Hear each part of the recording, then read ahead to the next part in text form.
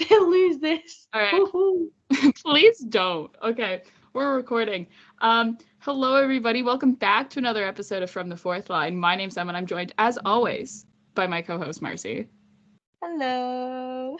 Hello. We're back. Happy post All-Star weekend, everyone. It looks like it was a lot of fun in Toronto this past weekend for the All-Star break, for the All-Star game, and all of the resulting festivities. I felt kind of like content overload because it was like everywhere I looked, it was like, oh, here's a new video of a new NHLer talking to some influencer / company / content creator. Yeah. Doing something there was no escape. Which is so fun because I think probably, I don't know about you, but like my favorite part of the All-Star weekend just overall is like seeing the fan interactions and like seeing players and like fans have an opportunity to interact. Oh yeah. I think that's pretty cool. Like that's my favorite part, and I think that's like why I feel like the All-Star weekend should be something that the league keeps doing. Post that after the next 2 years where they won't have one, which we'll get into in a bit because we have some news about that. That's very exciting. But we're going to start off talking about the All-Star weekend, I think, to not get that out of the way, but just talk about it first. But first, I loved the draft. I think it was fun. I'm a big fan of the player draft. It was fun. And it was fun in the way that had me spending the entire time sat there thinking, oh my, I did not think it was possible to cringe this much. It was so unbelievably cringy because they gave the co-captain, like the celebrity co-captains, and then the captains and their assistant captains, like Britney microphones, like, and the mics never were turned off. So players realized pretty quick that they could just cover the mic and like you wouldn't be able to be like you couldn't hear what they were saying. The only team that never figured this out was Team Hughes, because the entire time you could just hear them yapping over deciding who to take, and it was the funniest thing. Also, Michael Bublé was on shrooms. Michael Bublé was on shrooms, which is not what I had him like. Make it fun, make it interesting. I did not have Michael Bublé on shrooms. Michael Bublé admitting he was on shrooms. Admitting he was on shrooms. Yeah, because it was like, I was like, holy crap, how... First of all, I was like, I didn't realize Michael Bublé, like, that was Michael Bublé's personality. I'm Canadian, too. Like, really, you, like, even here in Canada, he is, like, the Christmas music guy, and then the guy that also shows up in, like, our bubbly, sparkling water commercials, and we're like, oh, haha, look, a pun. And that's it. Like, and yeah, we know he's a big hockey fan, but like that's also to be true for like most Canadian celebrities. Like, really, It is to be said. It's not hard to find a Canadian celebrity who's a big hockey fan. But like that was, and then in the press conference, he starts talking about his fantasy team, and I was like, yeah, okay, speak your truth about your fantasy team. I'd love to know who you have. He's one of them. I would love to know who he has on his fantasy team. And then he then eventually says something about like being like, oh, you know, my friend, I was like, gave me like microdose of shrooms. It was not a microdose of shrooms. I was like, why are you microdosing on shrooms at the All-Star game? I mean, I think the bigger question is, why are we not? Why are we not? I want to see Sidney Crosby and Nathan McKinnon on shrooms. For science. Oh, no. It's like, you gotta, yeah, oh my god. Just like the wildest combination of NHLers who you could put on shrooms. And that is the All-Star game. You think, what NHLer should be on shrooms, and that's who you send to your All-Star game. That's how you grow the game, is to put your athletes on drugs. You give me Michael Bublé on shrooms. I give you something that is terrifying, something horrifying, something that no one ever wants to experience. Mitch Marner on shrooms. Jesus. Actually, you know what? Based on what that sounds like I haven't done shrooms, but I do have friends who have. Based on my personal research, I've asked questions.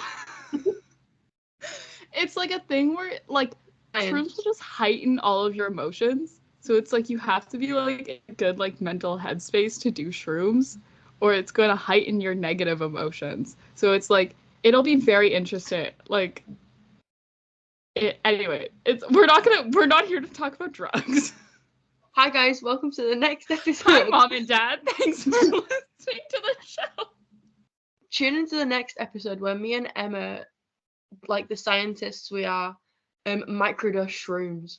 What, Mom, Dad, that's not what's happening next episode. Before I get a text from my dad being like, what is this about you doing drugs? Oh my God. But yeah, pioneering scientists. The thing I will say about the draft is like I'm kind of upset that they got rid of the last pick. Like they were like, no one's gonna be picked last. No. Those 4 last guys are gonna get like gonna have, it's gonna be random. I kind of wish it was they brought back the car and then they, had a guy who was picked last and he got a car. Because I'm gonna like I need these guys to experience getting picked last at being in like elementary school and getting picked last for soccer, baseball, because I know for a fact that is not an experience any of them ever had, because the hockey guys were never picked last for sports ever, and I want them to have that experience of being in gym class in elementary school and getting picked last for soccer, baseball. I want them to feel the same emotions I felt. It just sounds like, where was my free car when I got picked last? Exactly. I was not in PE, huh? Yeah, I was never given a car at 9 years old when I got picked last for a game of floor hockey. I'm owed a lot of cars if we're working off of that logic. A lot of money off these cars. So like I'll take the cash equivalent of these cars. It's fine. But yeah, I just think, okay, whatever, it's awkward. I just think it's more fun. I think also as well, like the thing that worked in years past is that the players were drunk. But I know we don't want to promote like, and I think it's definitely like people are like, oh, let the players drink again. I think we just don't want to like promote that as like a league thing, just because especially just what we've heard like of what's come out the past couple of years in terms of like substance abuse and mental health and stuff like that. But I do say, like, I think they have an idea that they can work with. I think we keep the player draft. I think it's fun. Oh yeah. I do think, however, you can't just pick all of your teammates, Quinn Hughes. That's not how this works. If you want. Did you also get that early agreement? Whoa! I did, yeah. Whoa! Hold on, DJ Smith. Whoa! Whoa! Whoa! Hearing DJ Smith is joining. This is fresh. We were going to talk about the LA Kings because that was news we got this weekend. Yeah. This is fresh off the press from Elliot Friedman. Hearing DJ Smith of Ottawa Senators fame is joining the LA Kings as the outside assistant GM Rob Blake referenced today. He and Jim Hiller worked together in Toronto. Jesus! Oh boy! Anyways. Oh boy. Oh boy. We will talk about the LA Kings in a little bit, but I do want to get through like the actual All-Star related festivities. First of all, gonna say it. I love the mascot events that they do. I think those are the best part of the weekend by far. And I think that we should just replace the All-Star game with putting players in the mascot costumes and having them play out on the ice. I mean, that's what we did with Joseph Wall. He was... Oh, absolutely. He's Carlton the Bear. I have yet to see evidence that proves otherwise. They wear the same number, and Carlton the Bear is always the goalie for these, like, mascot hockey games. So, have we seen them in the same room? Have we ever seen them in the same room? No, we have not. Until I see them standing beside each other, I do think that Joseph Wool is Carlton the Bear. Yeah. It just makes sense. Yeah. Moving on to Thursday. Well, not Thursday. Moving on to Friday. Skills comp. Connor McDavid won the competition he designed. Shocker. Hope you enjoy that heated driveway, Connor. For the $1 million, like, wow, shocker. Who'd have thought? Not me. Actually, no, I saw this coming. I was like, it's gonna be Connor McDavid. Like, why are the rest of them even there trying? Honestly, Kucherov had the right idea. He knew the entire time. He was like, it's gonna be not winning this. Yeah, well, but Cale Makar did not fall during the fastest skater. So big win. Big win for him on that. I don't know. I don't know. I will say, like, it was nice that it was like it was like skills and it wasn't like, because last year, I will say that I found this year's to run like it was less discombobulated than last year's, and I think part of that is the fact that it was all taking place live in the arena. Compared to last year where it had the pre-recorded segments and they were like, we're out on a golf course. Now we're back in the arena. Oh, we're out like doing dunk tank stuff. Oh, we're back in the arena. And it's nice because I think also it makes it more enjoyable for fans. They're not watching like half the skills comp on the Jumbotron. Right? They're watching it all in front of them. Yeah. Like it's all the... Yeah. I mean, I do think, there's room to improve with everything. And I think, the league has 2 years to kind of figure it out now. And, maybe when we come back in 2027, we'll have a really great All-Star game. I know that's so long from now. That's the next one, though. Because it was announced. Joseph Wool 2027 All-Star. Joseph Wool 2027 All-Star. I'm starting the petition now. Put it in. We'll clip this and we'll go back to this in 2027 when they're doing the All-Star votes and we'll say, here we go, Joseph Wool 2027 All-Star. Send him in. Yeah. And then on Saturday there was the All-Star game. Austin Matthews won. And I saw people saying it was rigged. I was like, how could it be rigged? There was not a single penalty called. The refs were there for no reason. Yeah, the refs were just there to have a little skate around. Yeah, like the refs didn't call a single penalty. So you can't even be like, oh, it was like favored in like terms of like Austin Matthews. They rigged it for him to win. I was like, no, he just actually had a really good team that he drafted. I will say that. Like Philip Forsberg, underrated pick. Alex DeBrincat, deserved MVP.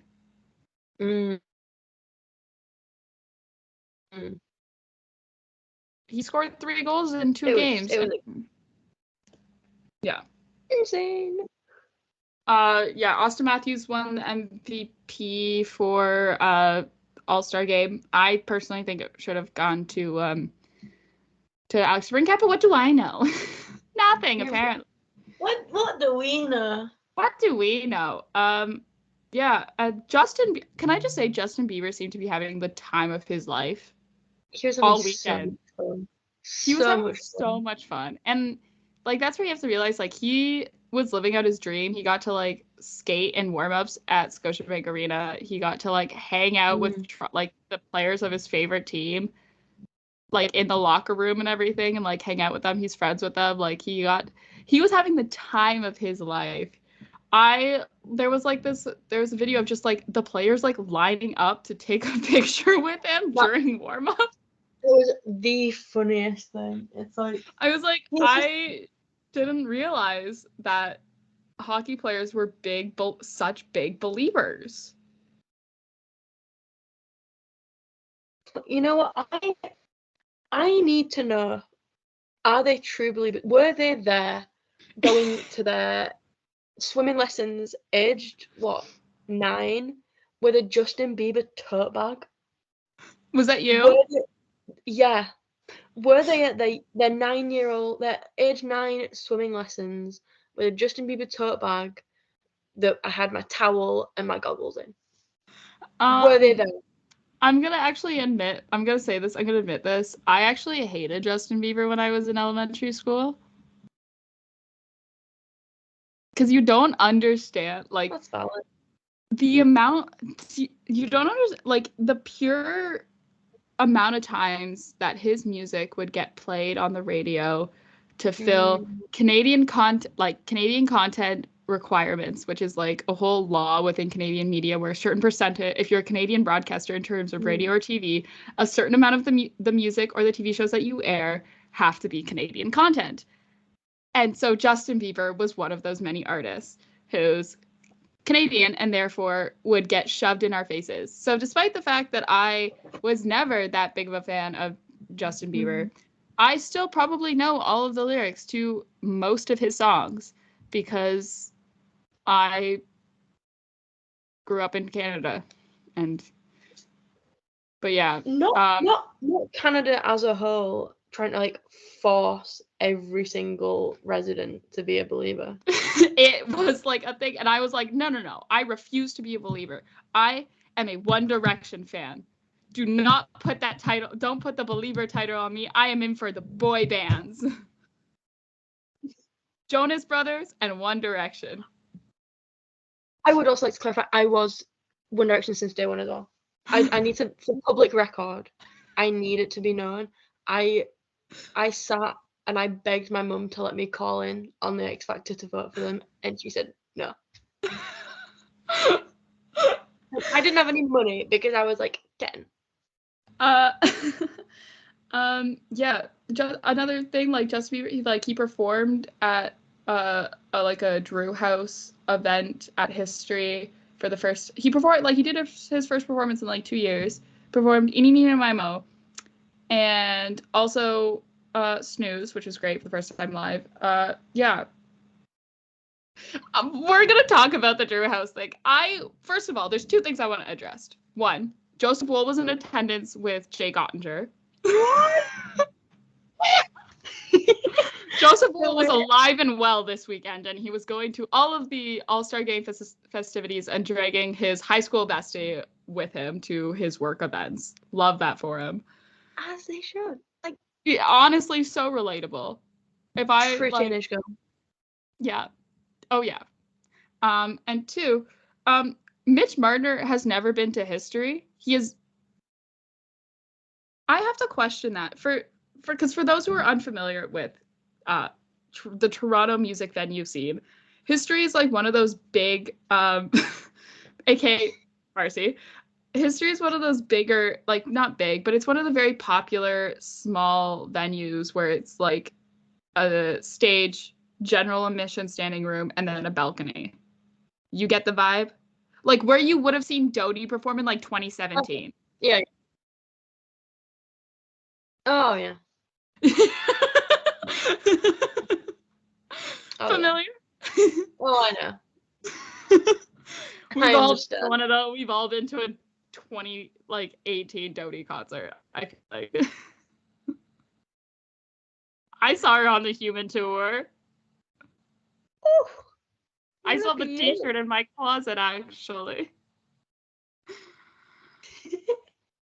And it's like, I'm surprised. I was like, you're telling me he's never been to a concert concert at History? Like ever? Like he's from Toronto. He works and lives in Toronto now and has never been. That does make me now want to ask. I do want to ask now Mitch Marner what his favorite Toronto concert venue is. Like what will say? Because mine is Budweiser. Mine's Budweiser stage. It's where I saw 5 Seconds of Summer twice. It's a great outdoor venue. Has the lawn and everything. Yeah. It's a good venue. I like it. It's great for like the summer. It's like pure like summer concert venue. It's great. That's my favorite concert venue, and it's not at all influenced by the fact that that's where I saw 5 Seconds of Summer twice. 2 summers in a row. Ooh. But what a time to be alive. Because I liked it because I didn't have to, I could sit down and I could also see everything. I was squinting at like a tiny like Harry Styles dancing around Scotiabank Arena. But yeah. I don't know if you have anything else you wanted to point out from Tate McRae's performance. I liked that. She served. McRae. Hey, stop it! Oh my god! Like, if she wanted to make out with me, she could have just asked. She didn't have to do all that. I do. My favorite thing is like people who are not Canadian or don't listen to a lot of Canadian didn't listen to like Canadian radio in like 2020, like, and not really knowing who Tate McRae is, and like this is their first like experience to her and they were all like, she's fantastic. I was like, yeah, she is, because she's like another one of those Canadian content artists where I'm like, oh, I know who you are, like, because 2020 she had a single that she did actually perform a little bit of that like was huge on Canadian radio, and it was like one of those things where I'd be in the car with my mom and it would play every single hour on the radio. But yeah, she did great. She looked like she had a great time too. Again, another one of those like hockey fans who is also a Canadian celebrity. Same thing with Will Arnett, who like showed up to the draft where his co-captain was like Connor McDavid, and he was wearing a Leafs hat. I was like, okay. We're like, okay, go. Okay, Will Arnett. I know I'm gonna cut you some slack because I know you have to carry the charisma for your team this entire weekend. Because my favorite is like it was because it was hot mics during the draft. Not to loop back, but it was like every single time Nathan McKinnon made a pick, and then they come up and they're like, oh, welcome to the team, whatever. He was giggling away. Giggling his little socks off. Every single time. And you could hear him laughing. And I was like, oh my god, Nathan, get it together, buddy. Like, I too also, if Jeremy Swayman was walking towards me, I would giggle too. Like, there would be giggles. But yeah, I just wanted to like bundle him up in blankets and put him in my pocket. I'm like, he's giggling. He's like such a little teenage girl. I love him. Just giggling away. But yeah, I don't know if you have anything else you wanted to add from All-Star Weekend. Yeah, I liked the skills competition. It was good. It felt a bit slow.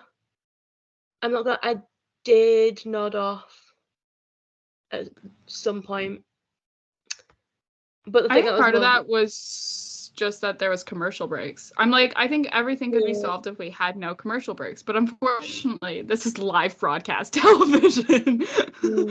Like, yeah, I was like, because I was like watching it, and then I watched back what I slept through the next day, and I was like, I was making my breakfast whilst watching it, and I was sat there and I was like, how have we only got this far in the time it's taken for me to cook, eat, and wash up and sit on my phone for 10 minutes? But it was fun. It was enjoyable. I personally think, I know I've said this before, and I will definitely say it again, I think that we just needed Sidney Crosby in tiny little black shorts and a tight little white t-shirt in a dunk tank. He was there though. Him and Connor Bedard came out to pass pucks for the one-timers. They did. They trotted out. If you want to break them, Sidney Crosby wet t-shirt contest. That's all I'm saying. My favorite thing also to anyone who gave Sidney Crosby shit for missing the draft. First of all, let them. I'm convinced he does not want to participate in an All-Star Game player draft because he has missed the previous two because he had not gone to those All-Star Games due to getting injured. I did my research. 2011, he was injured, concussion. 2015, injured, lower body injury.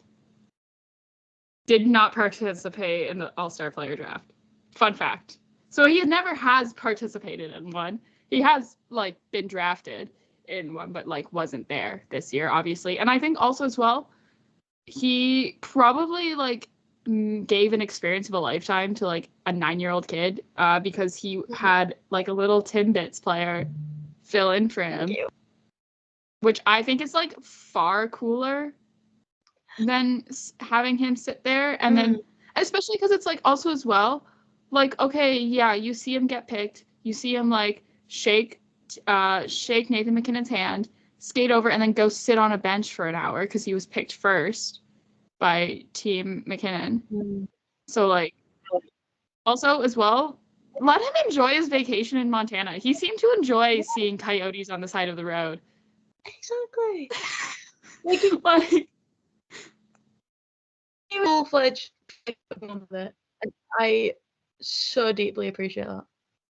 Like, it wasn't like he was, like, getting drunk in Mexico or whatever. He literally was, like, skating at an outdoor rink in Montana and then was going to, like, a wolf and bear nature reserve. No way. Like, he's just having fun. So, yeah, I think, you know what, I think we should just let Sidney Crosby do whatever he wants. Yes. So, not to, you know, not to, you know, for me to point fingers at any hockey insiders in particular, but let Sidney Crosby do what he wants. I don't think any fan was, like, mad that he wasn't there. Yeah. I think, if any... Is it that deep? No, and also it wasn't like he was a team captain either, and, like, he was missing, like, drafting his own team. No. He was one of the players that was going to be drafted. Like, he didn't really miss something. Okay, he missed a red carpet, whatever. You know for a fact Sidney Crosby does a heck of a lot with fans outside of the All-Star weekend. And it's like, oh no, how sad we missed Sidney Crosby walking the red carpet in another black suit.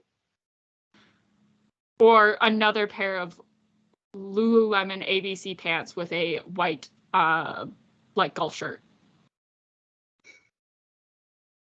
He dresses like my dad, okay? Sidney Crosby dresses like my dad. Sidney Crosby is your dad. Now there's something. Guys, you're telling me Sidney Crosby listens to the podcast, guys. Elliot Friedman on the phone. Sidney Crosby has a child. An adult child. An adult child. Yeah, Sidney Crosby has a 20-year-old daughter.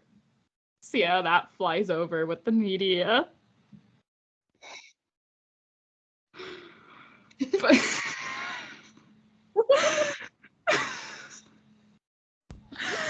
Anyways, also that was announced because Gary Bettman had a press conference. It was announced that there will be the Four Nations Cup, officially announced, because we had some, like, hints about it for a while. It was officially announced that in 2025 there will be no All-Star game, but there will be a Four Nations Cup to take place, where it's a, like, 2-week event between Canada, US, Sweden, and Finland, where teams will play in 2 cities, Montreal and Boston. Hopefully a year from now, you know, fingers crossed, we can acquire some media passes. If not, I will still be going because Montreal is not that far from Ottawa, and boots on the ground reporting is what we value here. And also, I got crazy FOMO from not being in Toronto for the All-Star game. So...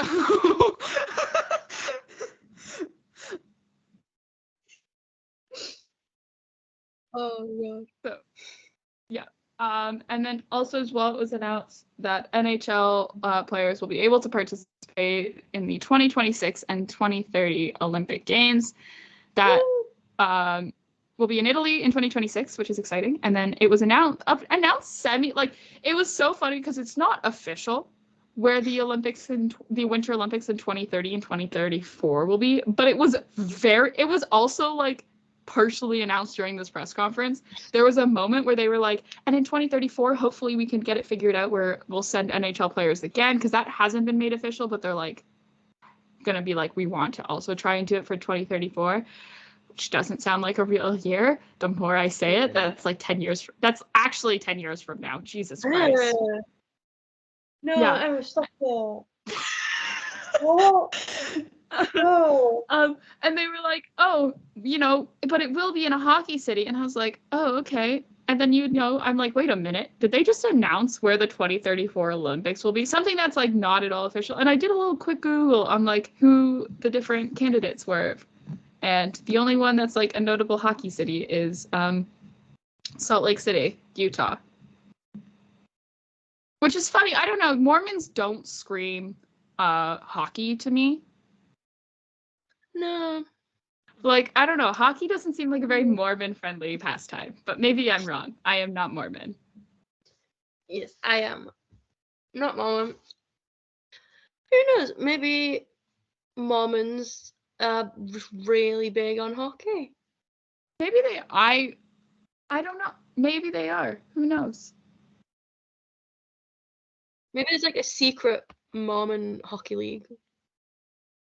That would actually be very interesting. Do you think like fighting's banned in a Mormon hockey league? It's gotta be, right?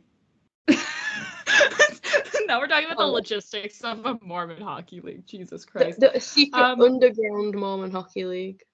But yeah, no, this is really exciting. I love the Winter Olympics more than pretty much most things in life. I also remember the last time NHLers went to the Winter Olympics, which is 2014. I was in elementary school, and we got to miss class and sit in the gym to watch the gold medal games, because that's what happens when you grow up in Canada. Nice. Yeah, so it's really exciting that NHL players, and I think for a lot of like players, like they are really excited to do this. They love representing their country on the world stage, and for them to get to do it at the Olympics is really cool, especially because so many of those players, especially now when we start to get into like 2030 and 2034, probably wanted to start playing hockey because they watched Sidney Crosby score the golden goal in Vancouver, and they want to do the same. And also as well, like that's one of my earliest memories surrounding hockey. So like I love the Olympics so very much. And not just the hockey. I love all the sports. I go crazy for like skeleton and luge and like all the crazy ones, like, biathlon. The ones that people are like, why is this a sport? Because it's fun to watch. But yeah, so it's like very exciting. It's just fun. Yeah, it's very exciting to have like the return of like true best on best hockey, I think, as well. So exciting to see who will be on those rosters for sure, especially, at the Four Nations Cup will give us a hint of that as well. And a lot of people are like, well, why, I know some players are disappointed that they won't get to participate in 2025 at the Four Nations Cup because they're not from those four listed countries. I think, Gary Bettman did explain, like, part of it is that they weren't able to come to the IIHF and also like the NHL weren't really able to come to an agreement with any of the European leagues, which would become issues for players from Czechia and Slovakia and Slovenia. But because there's such a high percentage of like Canadians, Americans, like Swedes and Finnish players in the NHL, it's easy to set that up with those four countries, and I think it's going to be fun. I think it's going to be a fun little preview to what we can expect from the Olympics, especially because it's the year after, and it's one of those things where it's like we get to see. I'm just really excited. I'm excited. Yeah, and hopefully, from the fourth line we'll be there for a couple of games and we get to have some fun. Fingers crossed. Fingers crossed. Fingers crossed. Yeah, let's talk about some news that happened outside of the All-Star weekend, we have a trade that happened during the All-Star weekend. Sean Monahan was traded from the Montreal Canadiens to the Winnipeg Jets for a first-round pick in this year's draft, as well as a conditional third-round pick in 2027. The condition on that pick is Montreal will get the pick from Winnipeg if the Jets win the Stanley Cup this year, which I don't know if I've ever seen that as a condition on a pick, where it's like I've seen it where it's like win 1 or 2 playoff rounds or like make it to a certain, but I've never seen it like the only way a team will get the pick is if the team wins the Stanley Cup.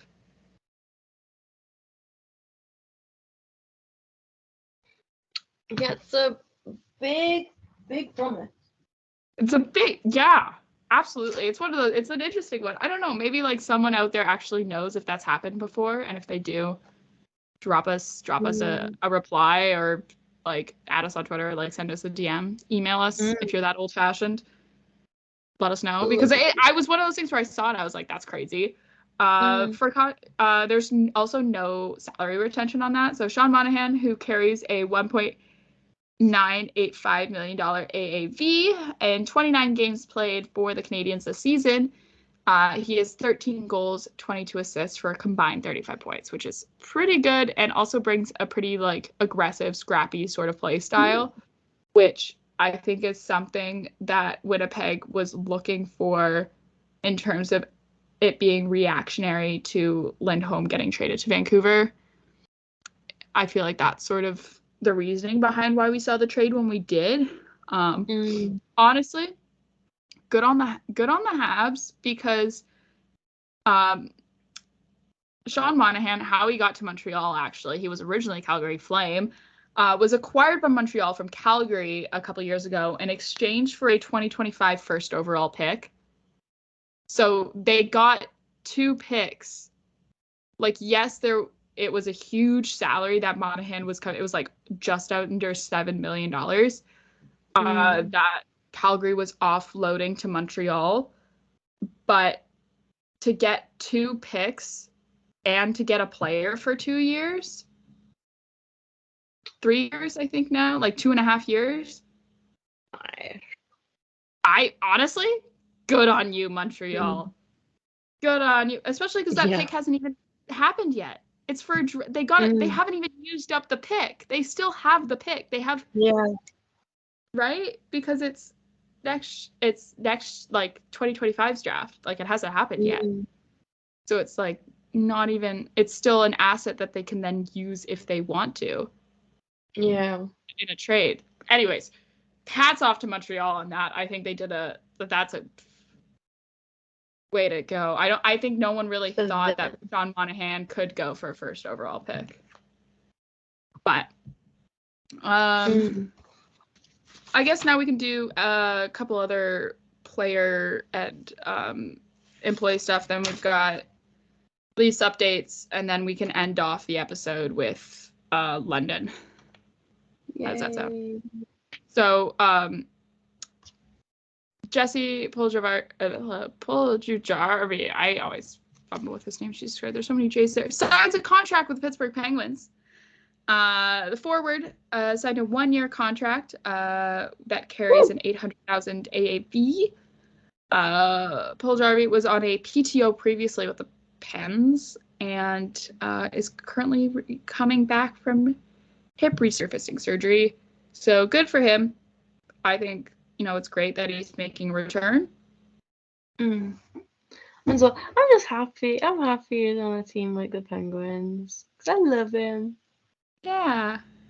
I was like, good for him. It's good for him. Yeah. It's definitely, I think it's definitely, really great that he is making a return to competitive hockey after a surgery like that.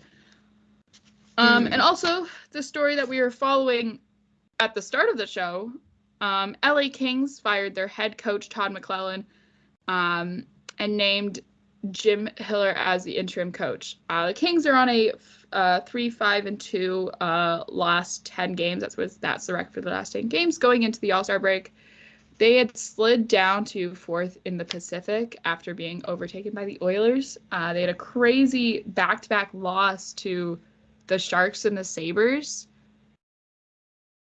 which then incited some pretty outlandish comments from Drew Doughty. And then I think a lot of people thought, oh, if now's the time you're going to fire your coach, you were going to do it after that game against the Sabres.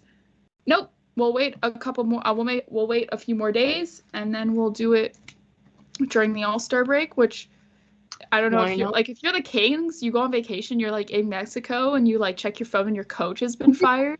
Isn't that like kind of crazy? Or like you're Cam Talbot, and you're like at the All-Star game, and like your coach is fired, and you're like, what? He's like, oh. Okay. Yeah, and like we announced at the top of the show, this was...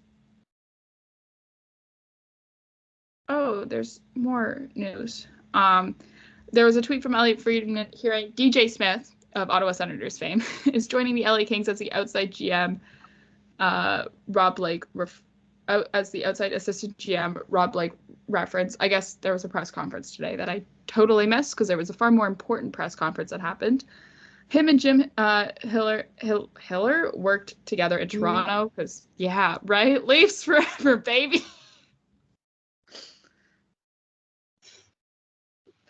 Leafs legends. Yeah. But yeah, so we'll see how it works. I don't know. That's okay. Like, add it to the list of coaches fired. I believe this was something we talked about when the Blues fired their coach. How there was the record for most coaches fired in a season. Yeah, we're getting on. I know. I'm just looking for that number again because we've had 2 since that update. Oh, it was it 2? Was it we've had was it the St. Louis Blues? I lose track. Time. I don't know because we've had a lot of coaches fired this season. So many coaches fired this season and during the off season too. Because remember the whole Mike Babcock debacle? That was this year. That crazy how long the season has felt, and we're like, still only just past the All-Star. We haven't even gotten to the trade deadline yet. That's like a month away. The season feels so long when you're in it, and then you reach the end, and you're like, oh my god. All right, time to make sad Taylor Swift edits to oh god. Yeah, to do you know how bad I'm gonna be this off-season? April 19th. Now I've discovered the joys of CapCut. Do you know how bad it's going to be? April 19th is going to be an absolute worst day ever on this website. Not on this website. We don't have a website. On Twitter, I should say. Because... Second worst day ever. First worst day ever was witnessing the loss of Justin Hall. I take this very seriously. That was the worst day of my life. Not even the Rasmus Sandin trade could top that. That was a pretty rough day for me. Nothing will ever humble me more than crying over Justin Hall on my grandma's couch as she looked at me thinking, is my grandchild okay? Nothing will ever have as big an impact on me as that day. Okay, it was also announced like 30 minutes ago by NHL PR that Jenny Kuznetsov of the Washington Capitals to receive care from NHLPA Player Assistant Program. There's no timeline, but indefinite period while he receives care. It doesn't give anything else in the statement, so, but yeah. That was also announced like just now, like 30 minutes ago. Leafs updates. Leafs, so obviously as well, we had like our 4 Leafs at the All-Star game. Joseph Woll was alive and well, and apparently he was working on ice with team staff all throughout the break, according to Sheldon Keefe. He was taking part in his first full team practice today. Sheldon Keefe said that he's on track to for middle of February, which is really great because you know what's the middle of February? February 19th. You know what's February 19th? Leafs at Buffalo, not Buffalo, St. Louis Blues. Huge difference. Huge difference. It's like a 6:30 p.m. game for me. Do you know how Yeah, it's a 1 p.m. game. Because it's Family Day. Well, Family Day / I think, what is it? President's Day is what it's called in the U.S. Shout out to my Pittsburgh Penguins and Pods calendar for that one, because they have all the American holidays on the date.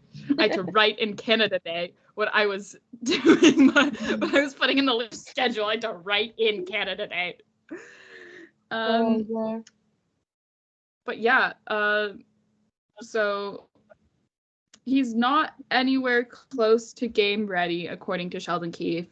But so, aka not playing this week, aka I will be wearing my William Nylander jersey when I go see the Leafs on Saturday in Ottawa. Hopefully no more goalies get hurt. Don't have a great track record with that one. But yeah.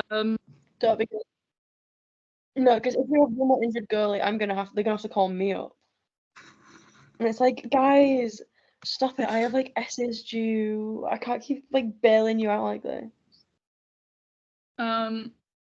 Okay, Kampf also as well unavailable this week due to an injury suffered pre-All-Star break. Listed as week to week, had an MRI. It's not looking great, but it's just he's unavailable to play in games this week, meaning he won't be in the lineup tonight. He won't be in the lineup on Wednesday when the Leafs take on the Dallas Stars, and he won't be in the lineup on Saturday in Ottawa. Which is unfortunate because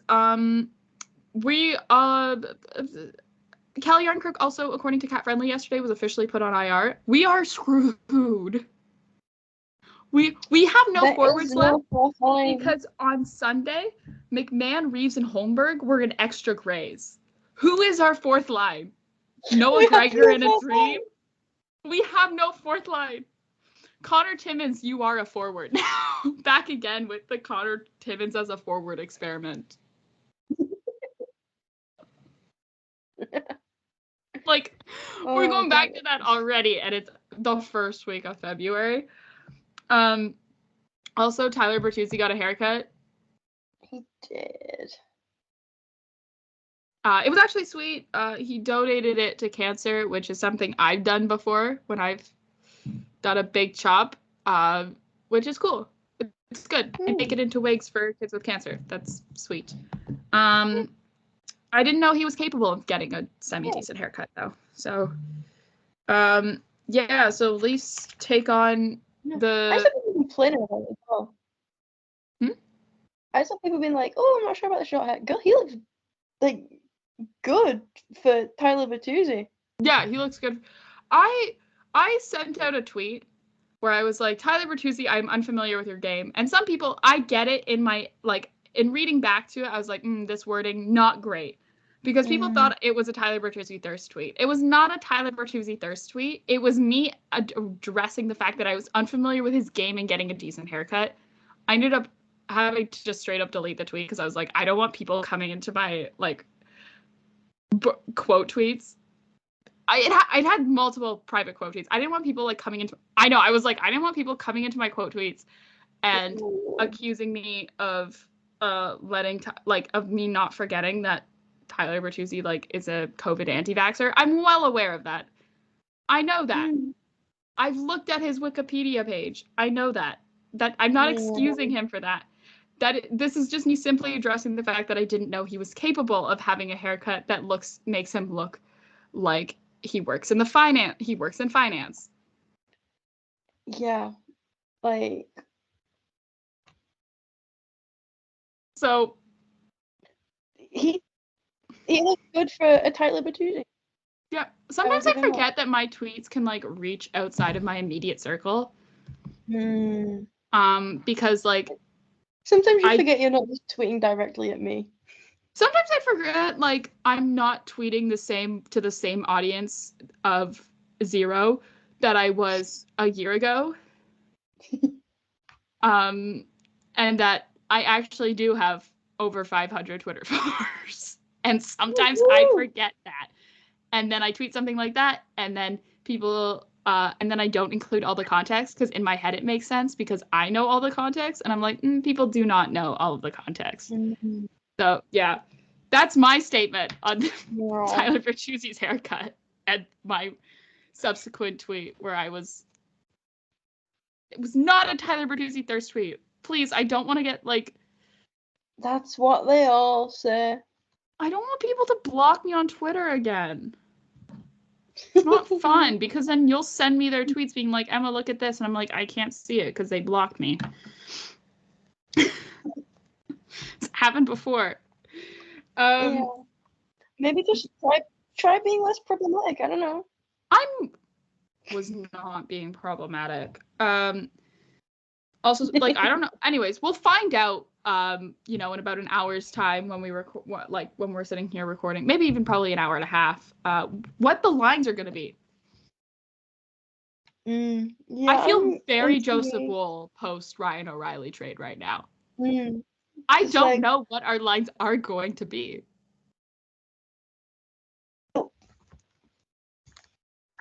He found out the lines at practice. We find out the lines about 20 minutes into the game. Yeah. Yeah. Because knowing Sheldon Keefe, he's going to change them about 7 times during the game. Oh, yeah. We're getting a full blender. Mid-game blender. Yeah. But speaking of the Leafs, I think I have finished my my Leafs locker room seating plan. I think I finished it today. So that I'm waiting on one. I'm waiting on to just confirm one more seat, but I think I finished it. So. Look at you go. I'm very proud of myself at this, because I said I was going to do it last season, and then Kyle Dubas made like 7,000 trades at the deadline, and then I was like, screw this. I give up. I'm not doing this anymore. I was like, I don't know what to do. I was like, I don't know where these guys go. Oh. I will also say, in my notes, under like decoding the Leafs of the practice lines, I have one bullet point for that, and it is just, who fucking knows? And I think that pretty much sums up the Leafs today. Yeah. And yesterday. Because I'm like trying to think through my head. I was like, okay, it's almost easier to say what guys you would have, right? So it's like, okay, your top line's not going to change. You still have Nyes, Matthews, Martner. Yeah. Your second line isn't going to change. You've got Neil. What are you going to go? Bertuzzi, Nylander, Tavares, right? Right? Yeah. Your third line is where it gets interesting, because you're without Calle Yarncroke, but you still have Nick Robertson. So you go Nick Robertson. Who's gonna center that line though? Are you gonna have Max Domi be your third line center, which is something we've already proved doesn't work? Yeah. So do you then keep Max Domi over on the wing on your third line and have like Pontus Holmberg center it? Yeah. And then so it's like the only guy you still have on your fourth line is like, so it's gonna be what? Gregor, Reeves, if he can play, which I don't know, he got hit yesterday in practice and left early. And Bobby McMahon, who was hurt and like on IR. I don't even know. And also for all the people who are saying call up Alex Steves, kind of hard to do that when he's in San Jose right now. Yeah, Gully's at the AHL at the AHL All-Stars game. That's tonight. Thank you. Like, I saw so many people when they saw those lines. I saw so many people when they saw the line of, like, David Kampf being out, and, like, then they saw the lines and there was no fourth line, and they were like, what is going on? And they're like, call up Alex Steeves. I'm like, Alex Steeves is in San Jose right now with Dennis Hildeby having the time of his life at the AHL Skills Comp. Yeah, Then there's, like, the AHL's, like, showcase. They're in San Jose right now. You're not flying him back to call him up for a game against the New York Islanders in February. That is not. No. But yeah, I was like, do you guys even know where he, like, people are like, oh, it's time to call up Alex Steeves. Alex Steeves is not in Toronto. No, he's quite literally as far away from Toronto as you can get. Literally, he is across the freaking continent. He is in San Jose. Like, it'd be easier to fly me over from England. Probably. But yeah, so continent. We'll see. A different yeah, we'll see. So also as well, the London police had their press conference today at 2. Yeah. Oh boy. It was one of those things where it was just, like, hard to listen to, I think, for sure. I know you stopped watching it before it was over. And I watched the full thing. That's why we make a good team. But so the first thing I'm going to say, though, is, so London police said themselves that EM, who is the victim, wishes to be referred to as a victim, which is what we've done in our, like, previous, in our previous episodes when we talk about this, because that's what she's been referred to as in articles and in police releases and things like that. So we're going to keep doing that, obviously, as well. London Police Service also, as well, the chief issued a heartfelt apology to the victim and her family for how long it took to get to this point, aka arrest being made. I do want to say a huge hats off to Rick Westhead, Robin Doolittle, Kate Strang, for all of the work that they have done so far and will probably continue to do as well. They were the first 2 questions in that press conference from the media. And they asked good questions. They asked baller questions. Like, Rick Westhead straight up asked if the police service failed the victim.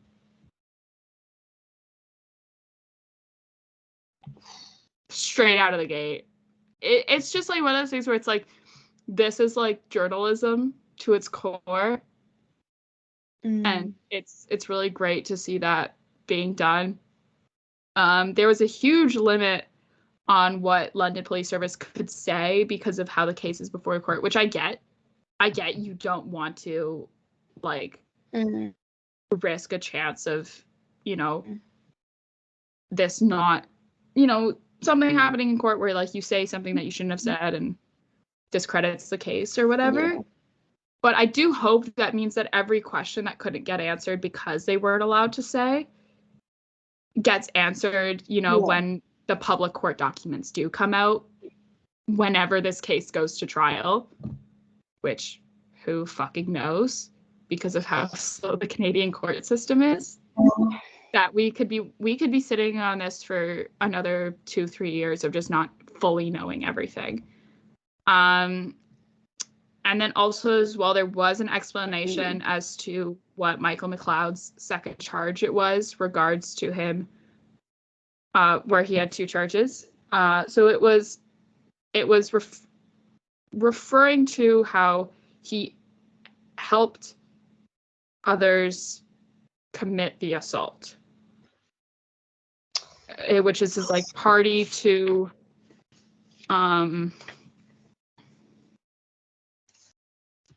party of something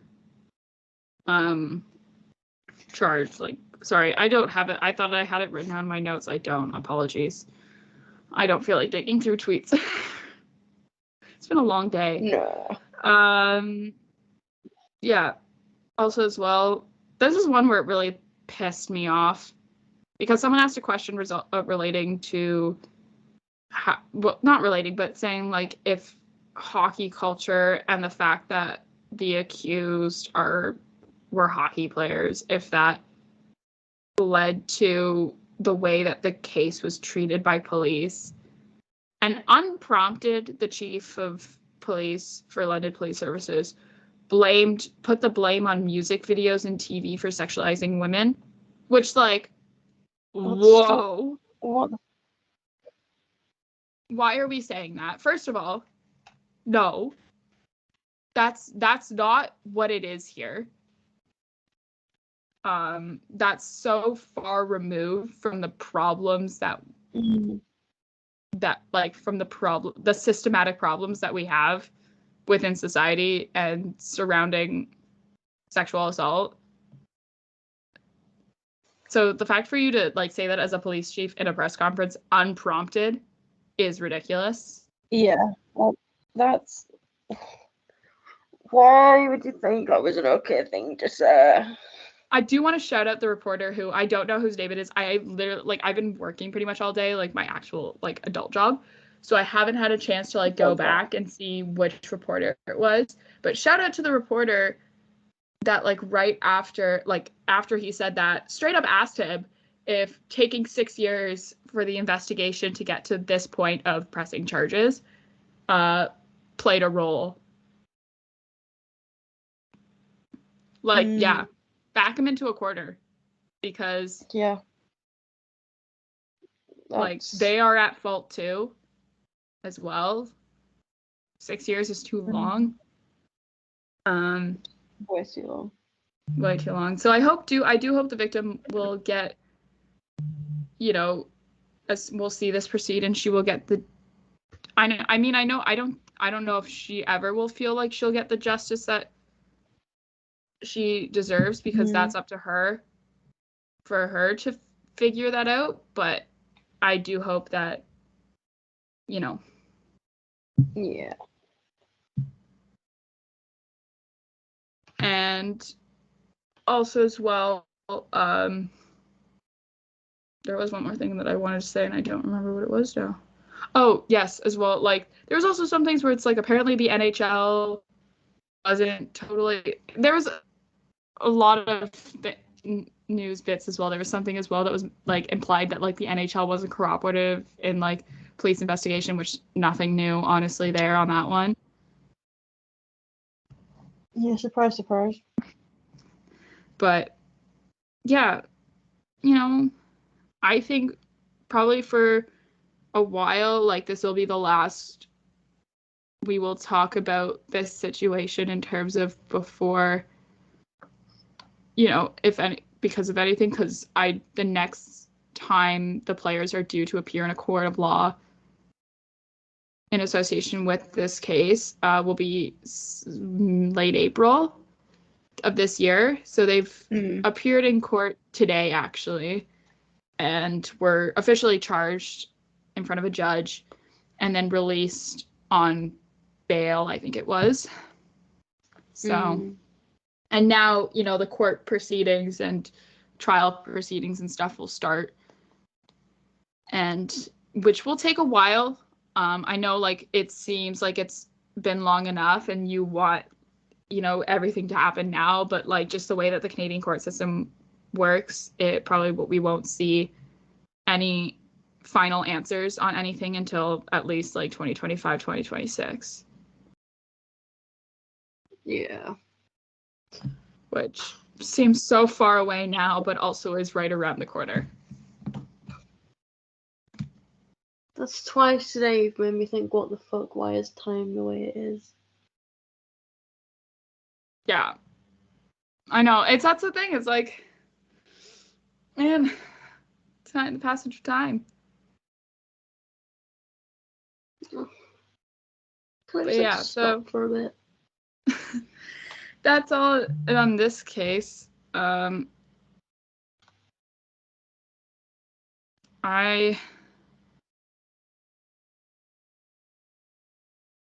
don't know. We do still have some time though. We are less than an hour, so I don't know if there's anything we wanted to talk about. Anything fun? I mean, we could talk about Justin Bieber cropping Nate McKinnon out of his picture with Sidney Crosby. Oh God, that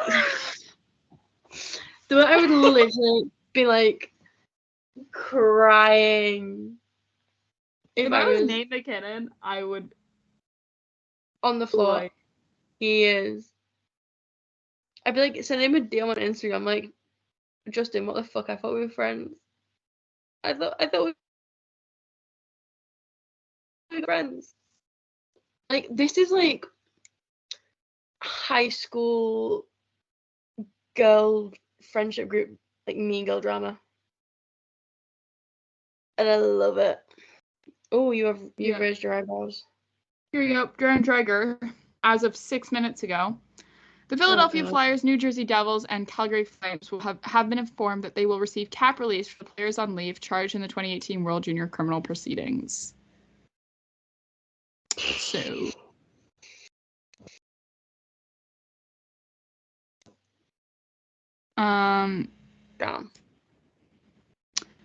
yeah, I think honestly that happened way too quickly considering how slowly everything else happened. Like, why were the league very, very quick with this, but have been slow with literally everything else? Yeah. It's, I wonder.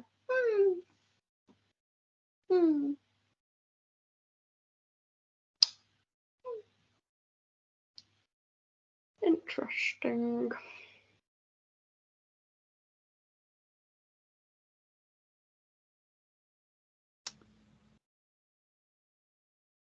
Yeah.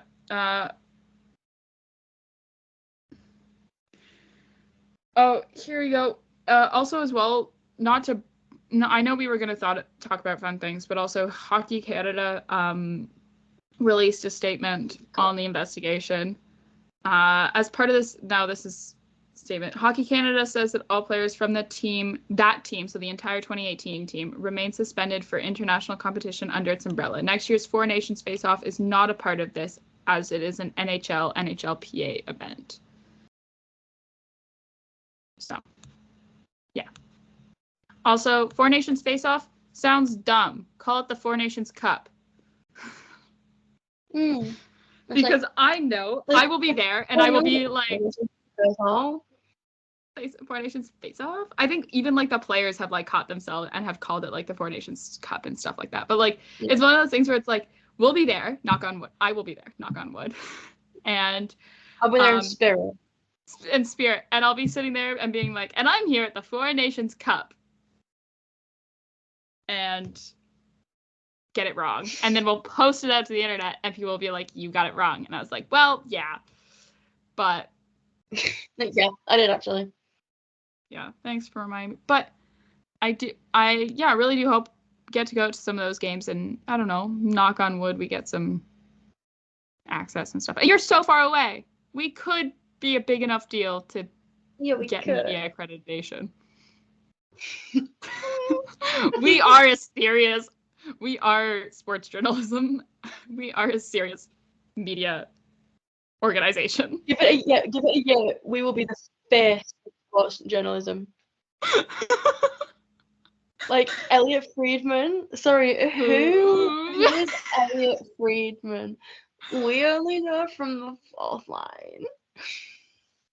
You're serious sports media. We're so serious. Yeah. Yeah, I don't know what to like. I want suit picks or like a lineup. I need to discuss a lineup. Getting nothing. But yeah, we need something. I want the suit. We need something. we've been getting them later and later. But also as well, I do also want to maybe like shout out the fact that like the PWHL got a huge spotlight during the NHL like All-Star weekend. The players got to walk the red carpet on Thursday. There was a huge turnout for the PWHL 3-on-3 showcase. They also had multiple outdoor practices at Nathan Phillips Square that also seems to have a huge turnout. And there also was like, I just saw like so many of like, because there was a lot of people who were, a lot of content creators and stuff, because we're there with like Bauer and Sherwood and a couple of there's quite a few PWHL athletes, PWHL players who are Bauer and Sherwood athletes. So, and they were there like included in all of that like sort of media stuff. So I think that's just really cool. I love that, you know, it's getting worked into a huge spotlight event like the NHL like All-Star weekend, and hopefully, you know, give it a season or two and we could get a PWHL All-Star weekend. Okay. I'd love that. I think that'd be really cool to have. That'd be so cool. We want a PWHL All-Star game and we now. Yeah. Because I think, like, it's one of those things where it's, like, I have been, like, it's been where it's, like, I've had, like, male friends of mine who are hockey fans, and I've gotten them who, like, were, like, kind of hesitant to watch the PWHL. They were like, I don't know, it's, you know, women's hockey. And I was like, and I kind of sold them on the fact that I was like, but they're allowed, like, checking and stuff. Like, they're allowed to hit. And they're like, oh, yeah. And now they, like, follow it and will watch games and, like, tune in and be like, oh, did you see this goal? And I'll be like, yeah, I saw this goal. It's a pretty sick goal. And, like, we'll follow the social media accounts and things like that. And so I think, like, that's a huge thing. Oh, yeah, we love to see it. For growing women's hockey outside of just making it for, like, as important as it is, I think, for, like, seeing for, like, young girls and young, like, female hockey players and, like, also as well female hockey fans. But I think also just, like, having men as a part of your fan base is huge for the longevity of your sport. Not to say that women hockey like, female hockey fans alone can't carry the fandom of a sport, but I think just like having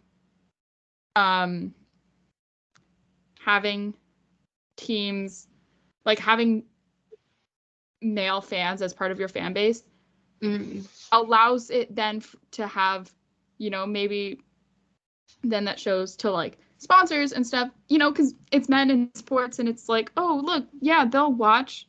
So like then more money gets put into it. And that is how we grow the game. And that's how we grow the game. Yeah. So use men. That's also sums down every suggestion we have for Gary on how to grow the NHL. Use men in varying different ways. Use men and wet white t-shirts. Oh my god, if I didn't already have a title picked out for this episode, we call it Wet White T-shirt. We can't call the episode that. We can't. No, we can't. On that note, though, I think we're going to end it here. And we're going to get ready to go watch the Leafs take on the New York Islanders at home. So hopefully, you know, track record is actually pretty well for them at home against the Islanders, right? I think they won that game. They won that game this season. They've already done that once and they won that, right? I think. How many times? I'm checking too because I'm like, I don't want to say it and then be wrong and then have you go through all of the episodes and just laugh at you.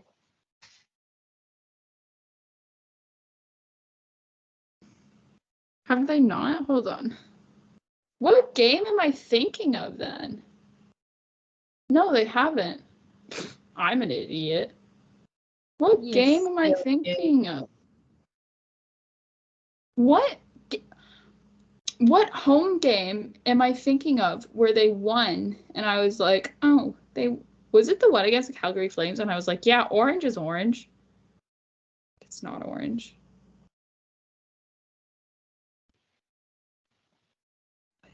It must be that. Holy crap.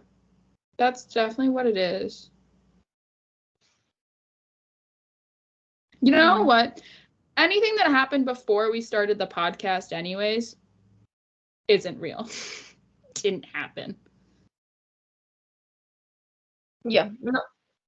Time before us, it wasn't a thing.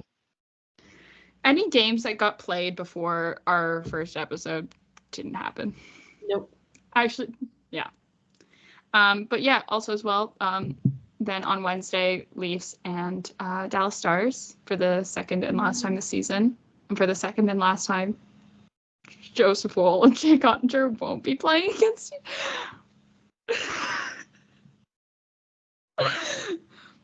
As they're both of their first, like, with both of them in the show for the first time for a full season, and they both, in both games they have against each other, will not be facing off against each other. Oh. Shush. I don't want to hear it. You make me sad again. Yeah. So yeah, with that on that note, thank you guys so much for listening to another episode of From the Fourth Line. You can find the show anywhere you get your podcasts. You can follow the show on Twitter at From the Fourth Line. That's fourth with a 4, the number. And you can follow me and Marcie on Twitter at PearB1 for myself and at 60 Leafs for Marcie. Thank you so much. We will see you on Thursday, and where we will have actually for the first time in like 3 episodes some Leafs hockey to break down. They better win. Can't wait. We actually need to, because if we have to sit and our first time talking about Leafs hockey in like 2 weeks, like actual Leafs hockey in like 2 weeks, is 2 Leaf losses. Miserable. That's amazing. It's going to be absolutely miserable. But I mean, I will say though, I have noticed when we talk about like our episodes where we have Leaf wins to talk about, do better than the ones where we have Leaf losses to talk about. Oh my god, we're like the reverse Steve Dangle. The reverse Steve Dangle. In full swing with us. Look, we really do have to do that. Women want me, Steve Dangle, fear me. Actually, can we do that without getting sued for like defamation or something? Well, yeah, because it's like he does. Yeah, we'll be fine. What if we put asterisks to replace certain letters? I mean, we can't get in trouble with just saying Steve. How does he know it's him? How does he know another man called Steve Dangle? Yeah, because there's another man in connection with hockey named Steve Dangle. Yeah. As a public figure. Yeah. Yeah. We'll see how that holds up Steve Dangle. in a defamation lawsuit. And without that, in that case, thank you guys so much for listening. Bye-bye. Go Leafs, go.